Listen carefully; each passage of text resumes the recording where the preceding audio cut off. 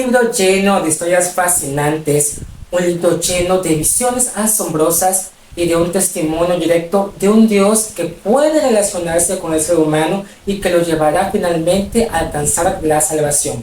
Son uno de los mensajes más hermosos que nos deja el libro de Daniel. Mi nombre es Wilber Hart y gracias, estamos entrando ya a la investigación y el estudio del libro de Daniel.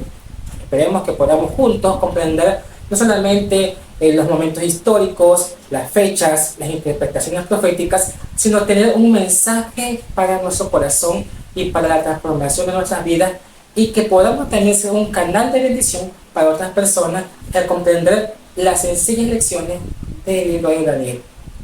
Ahora más que nunca necesitamos entender que los principios destacados en el libro de Daniel pueden ser principios prácticos para nuestra vida propia, más allá de poder lograr expresar, determinar y explicar ciertos puntos proféticos. Es importante que esos puntos proféticos nos motiven, nos animen y nos enseñen a tener una vida práctica. Esa vida va a ser un testimonio, como en el caso de los personajes que vamos a mirar en este libro, un testimonio para que las personas del mundo puedan ver y por medio del testimonio puedan aprender cómo es Dios. Este libro fue escrito obviamente por Daniel, porque en muchos textos de Daniel mismo, él habla en primera persona, diciendo yo Daniel, y hablando muchas veces en primera persona. Y por los textos bíblicos afirman que realmente así fue. Nos mete a un mundo diferente, a una nación, a una ciudad, que en este caso es Babilonia, y nos habla un poco acerca de ese esplendor que tenía aquella nación, obviamente que nos habla acerca del gobierno que tenía esa nación, puesto que Daniel llega a ser uno de los que gobierna en esa nación. Todos estos puntos son importantes porque no solamente vamos a estar mencionando a un personaje que ve visiones, sino a un personaje que vive de acuerdo a lo que se le está comunicando. Y eso es algo muy importante. Más allá de que haya visto grandes y asombrosas bestias, él fue motivado a una vida de obediencia a la voluntad de Dios. Bueno, ya estamos en otro plano porque estábamos un poquito hacia allá. Pero bueno, vamos a hablar acerca primeramente de la autoría de este libro. Es decir, quién escribió el libro de Daniel. Lleva por título el libro, pues el nombre de Daniel mismo, pero pues se ha cuestionado que si fue él el que lo escribió. Es evidente al estudiar la Biblia que fue Daniel el que escribió este libro, porque justamente nos habla Daniel muchas de las veces en primera persona. Por ejemplo, en Daniel 8, él nos muestra primeramente, al mencionar en el 8, en el año tercero del reinado del rey Belsasar, me apareció una visión a mí, Daniel, después de aquella que me había aparecido antes. No solamente nos dice que es él el que está hablando aquí como en primera persona, mostrándonos los acontecimientos de las visiones, sino que también nos dice que las que ha visto antes, en este caso, la que le había aparecido antes, él mismo la había comentado, ¿no? En el 8.2 dice, vi en visión. En el 3, y alcé mis ojos. En el 4, vi que el carnero. En el 5, y mientras yo consideraba. Está hablando en primera persona, quiere decir que es él el que escribió este mismo libro. En el 7 dice, y lo que vi. Él está hablando en primera persona porque es él el que escribe este libro. Otra de las evidencias es que es a Daniel al que se le indica, se le ordena que selle las palabras de su mismo libro. En Daniel capítulo 12 dice, pero tú Daniel cierra las palabras y sella el libro hasta el tiempo del fin. Es a Daniel al que se le indica que selle o cierre las palabras de ese libro. Quiere decir que es él el que tiene la autoridad porque él ha escrito ese libro, porque él es el que ha recibido esas visiones. Pero una de las evidencias también aquí, y que mencionábamos en el 8.1, es que él dice, en el año tercero de tal rey, y menciona tiempos específicos, periodos específicos, acontecimientos que están ocurriendo en el tiempo específico del que él está hablando. quiere decir entonces que Daniel está viviendo en aquel tiempo, conoce todo lo que está sucediendo, porque es él el que escribe este libro. Otra de las cosas que podemos nosotros mencionar aquí, y que es la evidencia más clara, es que el Señor Jesús mismo mencionó a Daniel como profeta y quien hubo de haber escrito este libro, porque en Mateo 24, cuando se le pregunta al Hijo de Dios sobre los acontecimientos que ocurrirían en el porvenir, él habló sobre Daniel mismo, cuando dijo: por tanto, cuando veas la abominación desoladora que fue dicha por el profeta Daniel, el que estará en el lugar santo, el que lea entienda. Es evidente que Cristo lo llama profeta, al profeta Daniel. Aunque en el libro de Daniel no dice soy un profeta, y justamente eso es algo muy importante. El profeta no está diciendo yo soy un profeta, yo soy el punto principal aquí.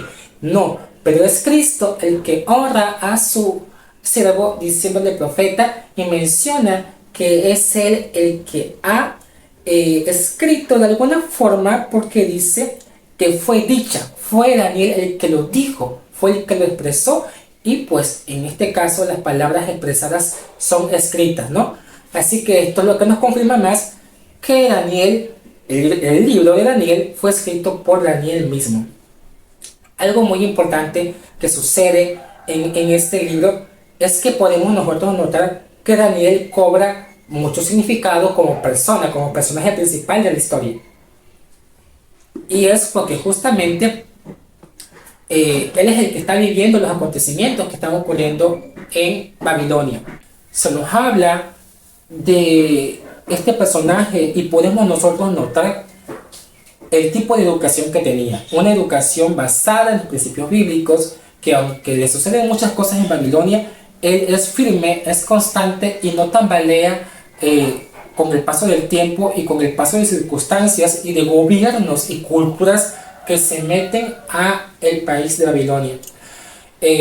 Aparte de eso, logra hacer también influencia en sus amigos. Es una educación que no solamente lo hace vivir a él, ese tipo de educación, sino que también la transmite a otros y convive con otros que también tienen principios semejantes a los suyos.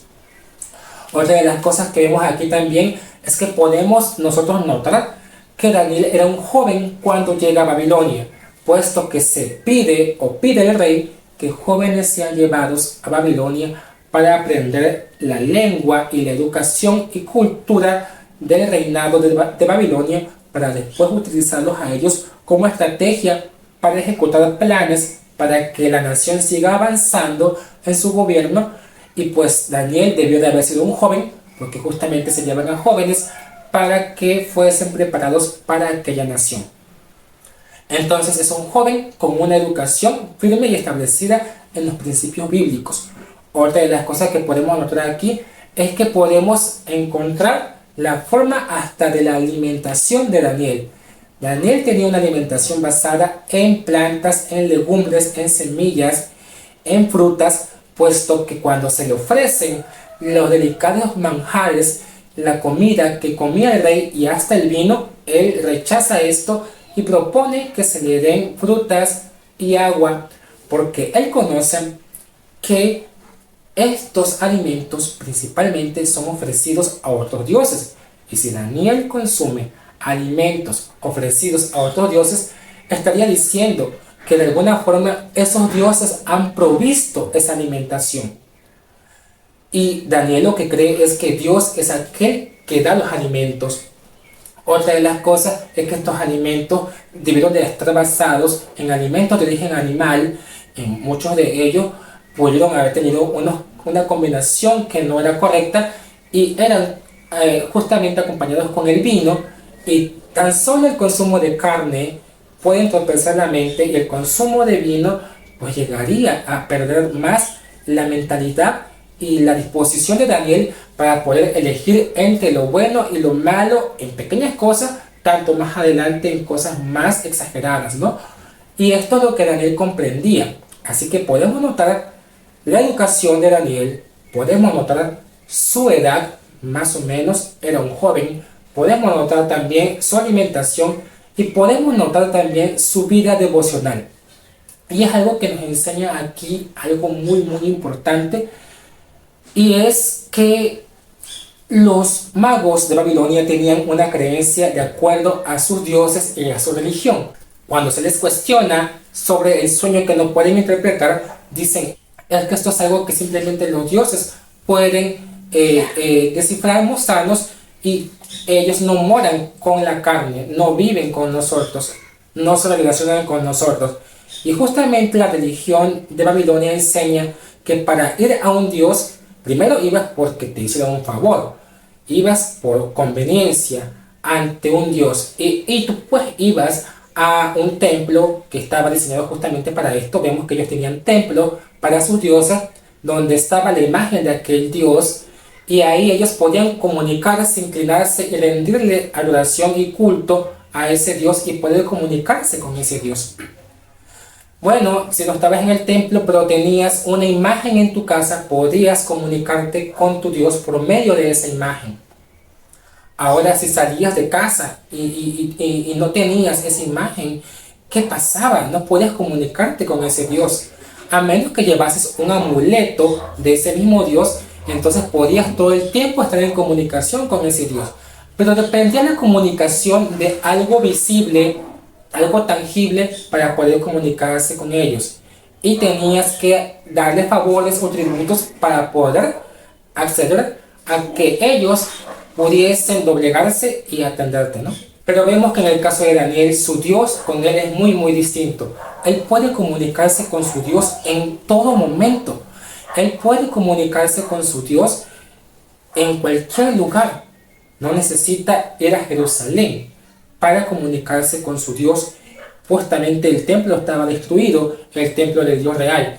Pero vemos que Daniel tiene momentos específicos para comunicarse con su Dios, momentos especiales. Esto es de mañana a mediodía y tarde. Es una devoción que él tiene a su Dios, y esos momentos especialmente los ocupa para comunicarse con su Dios y derramarle su corazón a él. Pero en cualquier momento, en cualquier situación, puede comunicarse con su Dios. Aún en el foso de los leones puede rendir culto y adoración a su Dios, y Dios le contesta. Esta forma de vida muestra que el Dios real sí mora con la carne, sí se comunica con sus criaturas. El Dios y los dioses de los paganos babilónicos simplemente accede a ellos a menos que le rindan tributo, y tiene que ser en un lugar específico mediante algo visible, algo tangible. Pero el Dios real, según nos enseña Daniel, puede comunicarse con el hombre a través del sueño, puede comunicarse con el hombre en cualquier momento, en cualquier lugar. Puede estar en una nación muy alejada de la nación escogida, pero allí está Dios. Puede estar muy lejos del templo de Dios, pero allí está Dios. Es algo que nos muestra que nuestro Dios no se limita a un tiempo, a un lugar, y no depende de una imagen de sí mismo para poder comunicarnos nosotros con Él. Es un Dios que constantemente está al alcance de nosotros.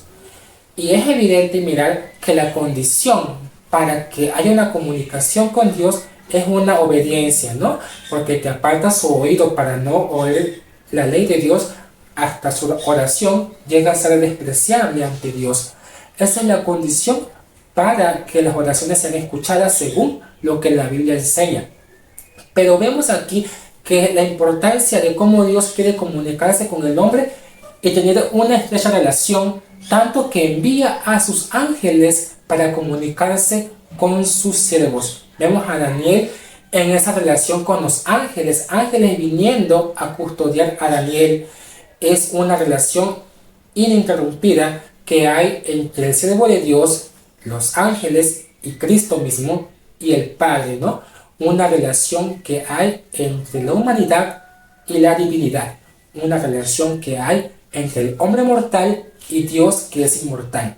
Mientras que la tradición de la religión pagana nos enseña de que Dios está muy distante y que solamente está en los montes altos, está en un lugar muy encumbrado y que no podemos acceder a Él a menos que le demos algo para que Él se contente y pueda escucharnos. Pero esta creencia no es la creencia que tenía Daniel y no es lo que la Biblia enseña del Dios real.